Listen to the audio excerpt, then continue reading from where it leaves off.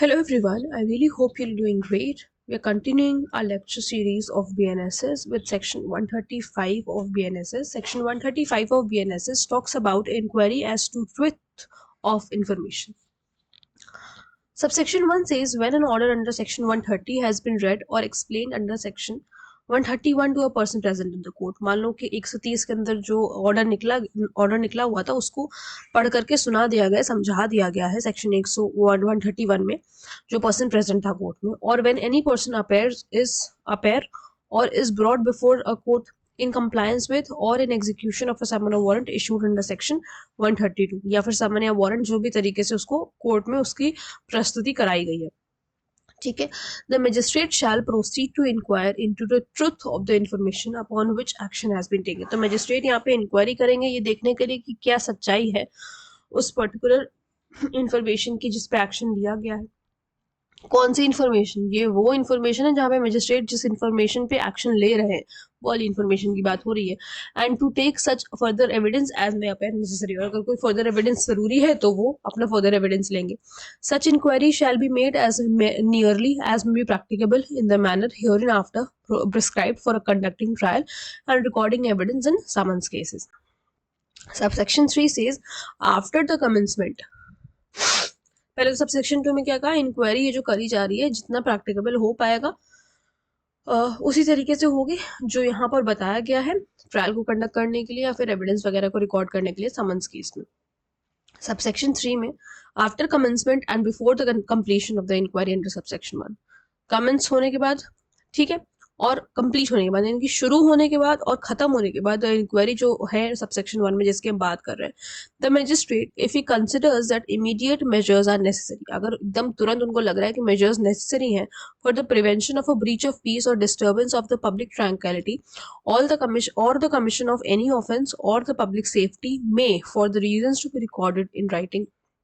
कह रहा है इन सब चीजों के लिए अगर मजिस्ट्रेट को लग रहा है कि तुरंत से एक्शन लेने की कोई जरूरत है तो डायरेक्ट करेंगे person in respect of whom the order under section 130 has been made. उस पर्सन को डायरेक्ट करेंगे जिसके रिस्पेक्ट में ऑर्डर निकाला गया था 130 में टू एग्जीक्यूट अ बॉन्ड और बेल बॉन्ड, कि आप बॉन्ड या बेल बॉन्ड एग्जीक्यूट करें फॉर कीपिंग पीस और maintaining good behaviour until the conclusion of the inquiry. कब तक आपको जो है पीस और गुड बिहेवियर मेंटेन करके रखना है, जब तक कि इंक्वायरी कंक्लूड नहीं हो जाती, हम डिसाइड नहीं कर लेते. एंड में डिटेन हिम इन कस्टडी, और उसको कस्टडी में रख सकते हैं अंटिल सच बॉन्ड और बेल बॉन्ड इज एग्जीक्यूट. जब तक बॉन्ड या बेल बॉन्ड वो एग्जीक्यूट ना करे तब तक जो है अपने पास कस्टडी में रखेंगे उसको in default of execution until the inquiry is concluded. और मान लीजिए कि ये एग्जीक्यूट नहीं कर पाया बॉन्ड या बेल बॉन्ड, इसने एग्जीक्यूट नहीं किया, डिफॉल्ट किया अगर उसका, तो जब तक कि इंक्वायरी खत्म नहीं हो जाती तब तक उसको कस्टडी में रखना है. मतलब कस्टडी में तो दोनों ही हालत में रखना ही है, चाहे तुम बेल बॉन्ड एग्जीक्यूट करो. बेल बॉन्ड अगर तुमने एग्जीक्यूट कर दी तो बहुत अच्छी बात है, लेकिन अगर नहीं करते हो तो फिर इंक्वायरी जब तक खत्म नहीं हो जाती तब तक आपको कस्टडी में रहना पड़ेगा. Provided that no person against whom proceeding are not being taken under section 127, 128, 129 shall be directed to execute a bond or bail bond for maintaining good behavior. तो इनसे इन पे कह रहा है कि इन पे नहीं लगेगा, ठीक है. The conditions of such bond, whether as to the amount thereof or as to the provisions of sureties or the number thereof or pecuniary extent of their liability, shall not be more onerous than those specified in order under section 130. ठीक है, ये इतना important नहीं है मतलब ये अगर आप पूरा सेक्शन भी छोड़ दोगे तो इट्स नॉट सो इम्पोर्टेंट, इसे छोड़ ही देते हैं, हम लोग आगे बढ़ते हैं. 136, ये एक बार के लिए मैं कहूंगी कि 136 आपके लिए इंपॉर्टेंट है. ऑर्डर टू गिव सिक्योरिटी की बात कर रहा है. If upon such inquiry it is proved that it is necessary for keeping the peace और मेंटेनिंग गुड बिहेवियर. ये मान लीजिए जरूरी है कि गुड बिहेवियर और पीस के लिए, एज द केस में भी, that the person in respect of whom the inquiry is made, जिसके रिस्पेक्ट में इंक्वायरी वगैरह कराई जा रही है, शुड एग्जीक्यूट अ बॉन्ड और बेल बॉन्ड, कि उसको बॉन्ड या बेल बॉन्ड एग्जीक्यूट करना पड़ेगा. तो मजिस्ट्रेट जो है ऑर्डर अकॉर्डिंगली अपना निकालेंगे. Provided that no person shall be ordered to give security of a nature different from or an amount larger than or for a period longer than the specified in order made under section 130. वो section 130 में जितना time बता रखा है उससे ज्यादा का time या उससे ज्यादा का टाइम या उससे ज्यादा का अमाउंट नहीं होना चाहिए, उतना ही हो सकता है, ठीक है, मतलब अब ये नहीं आप कह सकते कि यहाँ पर अगर सिक्योरिटी देने की बात आ रही है सेक्शन 136 में, तो जितना 130 में ऑर्डर निकाला गया था उससे ज्यादा हो जाएगा। नहीं, उससे ज्यादा नहीं होगा, टाइम भी उससे ज्यादा नहीं होगा, उतना ही हो सकता है। ठीक है, कम हो सकता है लेकिन ज्यादा नहीं हो सकता। The amount of every bond और bail bond shall be fixed with due regard to the circumstances of the case and shall not be excessive.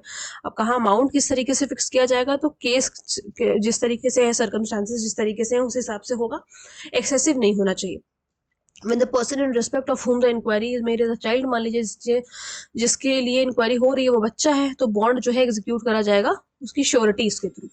ठीक है, फिर उसके बाद सेक्शन 137 में discharge of person informed against, if on an inquiry under section 135 it is proved that it is necessary for keeping the peace or maintaining good behavior, as the case may be, that the person in respect on whom inquiry is made should execute a bond, the magistrate shall entry on the record to that effect, and if such person is in custody only for the purpose of the inquiry, मान लो कि सिर्फ inquiry के purpose से उसको custody में रखा है तो उसको रिलीज कर देंगे, और if such person is not in custody उसको डिस्चार्ज कर देंगे। मान लीजिए अगर कस्टडी में था तो उसको छोड़ दिया जाएगा, रिलीज कर दिया जाएगा, कस्टडी में नहीं था तो उसको डिस्चार्ज कर दिया जाएगा। ठीक है, फिर section 138 says commencement of period for which security is required. Subsection 1 says if any person in respect of whom an order requiring security is made under section 125 या 136 में, तो कह रहा है is at the time such order is made sentenced to or undergoing a sentence of imprisonment, the period for which such security is required shall commence on the expiration of such sentence। मान लीजिए कि कैसे बंदे के against security निकलवाई गई है जो कि ऑलरेडी जेल में है, मान लीजिए 5 साल से वो जेल में ही है, अभी उसका 5 साल खत्म नहीं हुआ, तो जिस दिन इसका 5 साल खत्म होगा और अगर उसके ऊपर 1 साल की सिक्योरिटी लगानी है ना, तो ये 5 साल जब तक खत्म नहीं हो जाएंगे तब तक कि उसके ऊपर 1 साल की सिक्योरिटी नहीं लगेगी। कब लगेगी? एक्सपायरेशन ऑफ सच सेंटेंस, ये वाली जो सेंटेंस है इसके खत्म होने के बाद।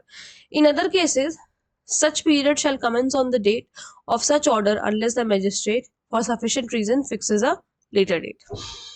ठीक है, अदर केसेस अगर है तो वो पीरियड कैसे कमेंस होगा?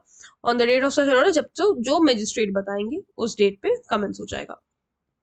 Contents of the bond, bond में क्या क्या चीजें होंगी सेक्शन 139 में बता रखा है। द बॉन्ड और bail bond to be executed by any such person shall bind him to keep, उसको बाइंड करेगा, बाउंड करेगा कि अब आप इसको वो नहीं डिफॉल्ट नहीं कर सकते, कि आपको शांति रखनी पड़ेगी और गुड बिहेवियर रखना पड़ेगा एज द केस में be. And in the latter case the commission और attempt to commit or abatement of any offense punishable with imprisonment wherever it may be committed is a breach of bond or bail bond।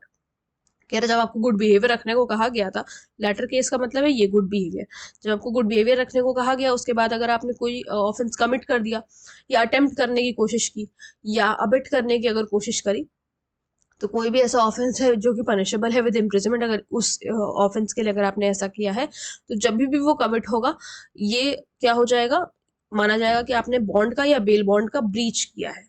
ठीक है, सो I hope आप लोगों को यहाँ तक के sections अच्छी तरीके से क्लियर हो गए होंगे। अगर कोई प्रॉब्लम है, कोई डाउट है तो आप लोग मुझसे कमेंट सेक्शन में पूछ सकते हैं।